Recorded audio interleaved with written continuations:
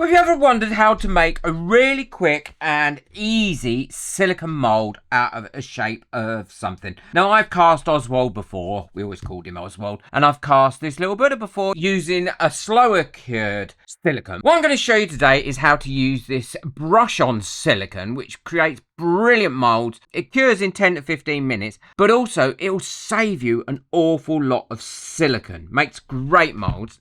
This is by J Diction. This one comes with the silicone, comes with a couple of silicone brushes and full instructions. It really is easy to use. I'm going to put gloves on. I always put gloves on before I start.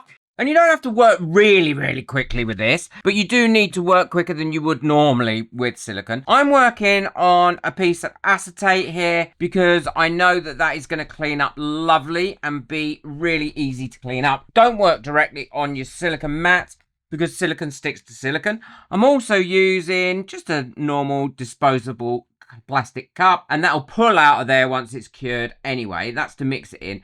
And this is done by weight, and it's equal amounts of part A and part B in weight. And I'm not going to need too much here, and you'll be surprised at how well this works. I'm going to put probably 2, maybe 3 layers of this on, and if it takes 10 to 15 minutes to cure, so my mould is at the most is going to be finished within an hour. So I'm going to go in with part A first, and you'll see how little I'm going to mix up to start with. I'm going to mix up 60 grams to start with because that should be enough. So it's 30 grams of each one, part A and part B. Now this is quite a thick silicone, so when you're mixing this up, don't mix it too fast and mix it slowly. I'm using a fairly large stick to mix this up with, and all I'm going to do is mix it around like this. Don't forget, scrape your stick and then stir it round. And you need to mix this for about 3 minutes, but as you can see, I'm mixing it nice and slowly, and I'm ensuring that I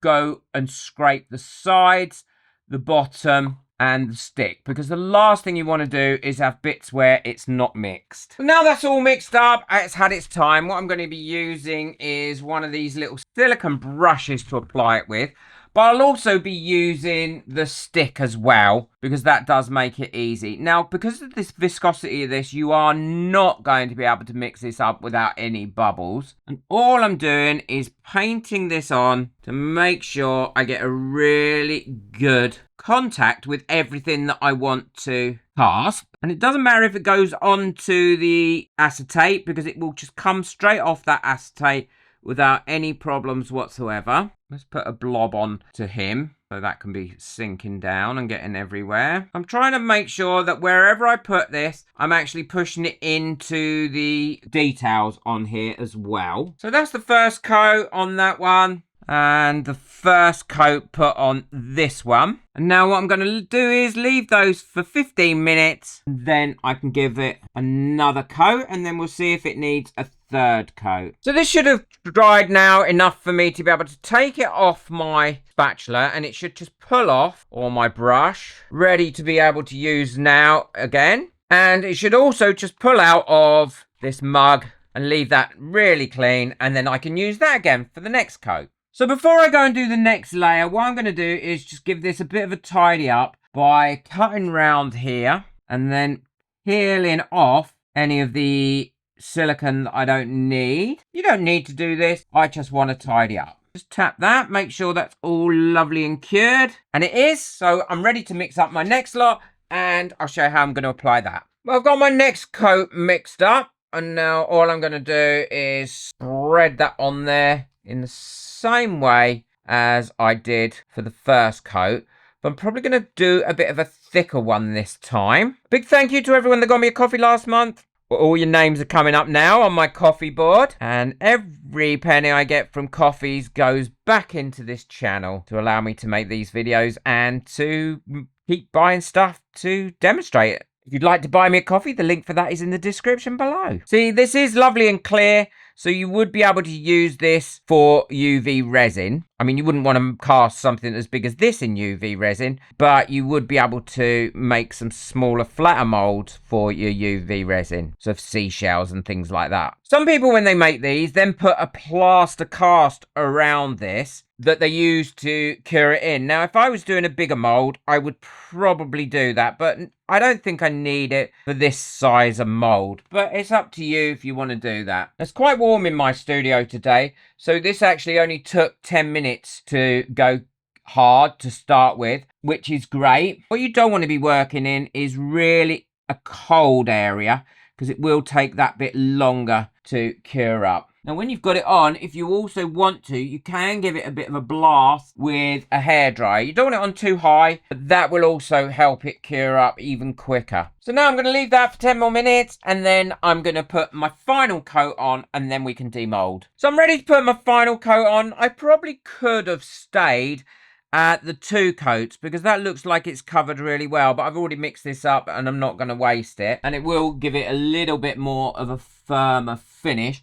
I have found that this is actually cured because I blasted it for about 30 seconds with a warm hairdryer, and it cured in about 6 minutes completely. I don't need to use the little brush now. That's all cleaned up, ready for next use, because I should have pushed this in that first coat in all the details. This is just really adding a bit of thickness and strength to this mold. Massive thank you again to all my members. I hope you enjoyed the competition we run in February. There'll be another competition coming up again soon. They're always free to enter for members. If you'd like to become a member and join the group, then the details are in the description below, or just push the join button and it will tell you all about it. There we go, that's all on there now, and the next one will be to demold them. So these are all cured now, and they should just come off like that, and it's easy to get them out. You just pull the base out like that and demold as if you were demolding any other mold that you've made. And this is a good quality silicone as well, so it's going to stay there really, really well. And that's got quite a nice feel to it.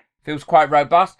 I am going to trim this up. Doesn't matter if you don't. It's literally just for aesthetics. There we go. Look at that. And we'll check the details in a minute. Because we worked on this acetate, that will come off really easy, and you can use this over and over again. And look how much of this we've got left. We've got loads left, so it's saved you an absolute ton of silicone. There we go. And we can pop that in through the right way. And now what I'm going to do is fill this up with Resin-crete and show you what they cast like. But look how nice and robust that is. I would have got away with 2 coats of this, but an extra coat doesn't do any harm. That way, I don't have to worry about making a plaster outside to it. I'm popping them in glasses like this, or receptacles like this, to be able to pour my Resin-crete in. I've poured my Resin-crete in there now, and I've mixed it up.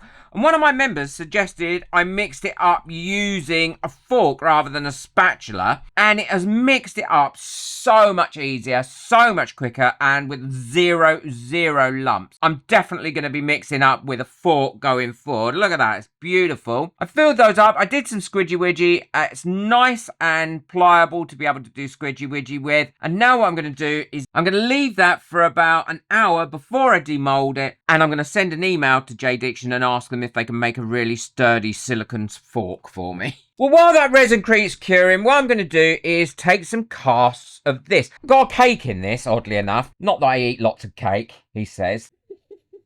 But I love the pattern that was on the bottom here and on the sides. And I thought, well, this is going to make some great inserts for my jewellery. And I made some recently. I don't know if you saw them. They worked out really well, and they've been very, very popular. So what I'm doing is just cutting this down to the bits that I want. I want to make a cast of the side pattern, which is the stripes. So those stripes, I want them both sticking out and sticking in. So I'm going to do some one side and some the other. I really like this zigzag pattern on the base. So I'm also going to cast that bit as well. There we are. And I'm going to cast that, and these go in and out. So I'm going to cast one that way up and the other one that way up. And I'm going to use that same silicone. We can see how that works out. So I've got this all mixed up now. And what I'm going to do is just put a little blob of it in the middle of each one. And because I want this to be nice and thin, I'll probably only do 2 coats of this. Actually, I might not even need 2 coats. 1 might be enough. I'll see once it's cured. So I can leave that on there and let that cure. I am going to put a second coat on purely because I want these to be a little bit thicker when I use them in a mould. And they should work out their own level for this. Okay, we'll let them cure up and then I'll show you what they're going to look like in the mould. So these are all cured now, and I should be able to just take these off of here and they'll come. Look at that. That's come out perfect. Oh, I'm really pleased with that. And I can keep all these bits and recast them again if I need to. And what I'm going to do is trim these up to fit inside my mould pieces here. And this is the type of silicone that should, when it's cured like this, stick to the base of this silicone mould. So there we go. I've popped that in there. And I'm going to cut the rest out so I can do some more shapes as well. And then I'll show you what they look like cast. Well, I've trimmed all them up and I've placed them in the moulds. And they're sticking to the base of those moulds really lovely. Now what I'm going to do, I could use those with resin and probably will do in the future. But what I'm going to do first is cast them using some Resincrete just to see how well they come out. And again, I'm mixing my Resincrete with a fork and it is mixing brilliantly. I shall definitely be using a fork from now on. I've got to wash this one and sneak it back in the kitchen though, and then get myself some forks. All I'm going to do is pour that over. We'll let these cure for about 35 minutes and then I can show you what it's made. But I will be using these definitely with resin going forward. I haven't cut that one quite small enough and it's popping up, where the other ones I have cut small enough. I may have to trim that rectangular one up a little bit. These are all cured now and they've had about 3 hours. So let's take these out. Now I dropped this one a little while ago and I think I broke its hand off, but I'm not 100% sure.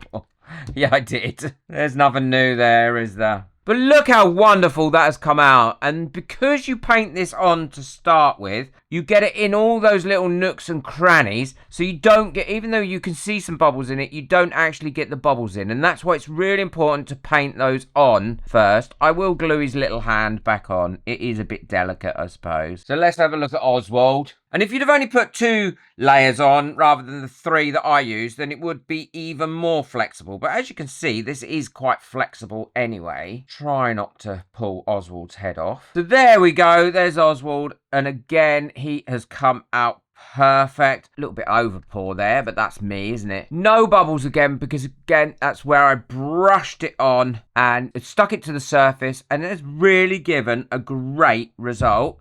And the mould can be reused many times. So let's have a look at these. This is the one I think I messed up because it floated a little bit. Yeah, it did, look. But that's not too much of a problem because I should be able to take off this under pour here quite easily. And then take out the insert. And then I can trim this up really easily. And if I was going to make jewellery out of this with resin, I would take my time and make sure that that was stuck down properly. What I wanted to do was show you how great you can make some wonderful patterns using things that are free and easy silicone mould. So look at that. Look at that pattern that's come out of there. Brilliant. All from that. And I'll keep these and reuse them many times. And they come out really well. They come out of the actual moulds ever so easy. This one I did, so it should have that triangle at the top and a bit of edging around it. And that's an indented line on that one. And that one, the lines are coming up rather than indented because it's a different way we did it. Oh, look at that one. How pretty that is. That's indented, where that one, they come up. Again, coming up. And these make great pendants. And where else are you going to get a mould that makes those sorts of shapes? So let's have a look at my circle one, because the circle one I use an awful lot. And to get them out, it's really easy. You just pull your 2 thumbs back and they just come out. Oh, that is really pretty. Really pleased with that. And you could put mica powders and different bits and pieces on your moulds and you'll get a great result embedded in there. So brilliant. Silicone, love it. It's going to be saving me so much time in mould making now. I'll be using this quite a lot for different things and you can store it easily and it's lovely and flexible. So if you're interested in making molds, then I would give this a go. I think it's brilliant. It's so easy to use. If you want to learn more about making molds and how to make larger molds and more complex molds, then check out the video that I've got coming up next. I make a lot of my own molds. It saves me tons of money. And it's really easy to do. Boom that like button, hit that subscribe button. But most of all, enjoy your resin. Take care. Bye.